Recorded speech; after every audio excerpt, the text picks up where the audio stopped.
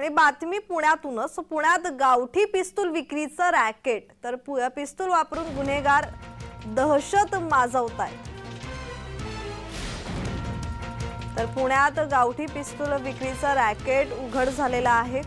तर पिस्तूल वापरून गुन्हेगार दहशत माजवल्याची गुन्हेगाराकडून दहशत माजवल्याचा प्रकार समोर आलेला आहे।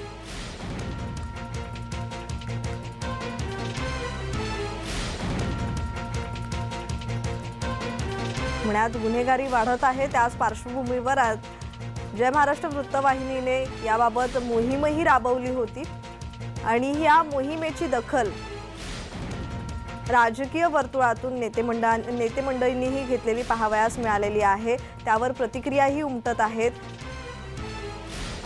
तर पुण्यात गावठी पिस्तूल विक्रीचं रॅकेट उघड झालेलं आहे आणि पिस्तूल वापरून गुन्हेगार दहशत माजवतायत।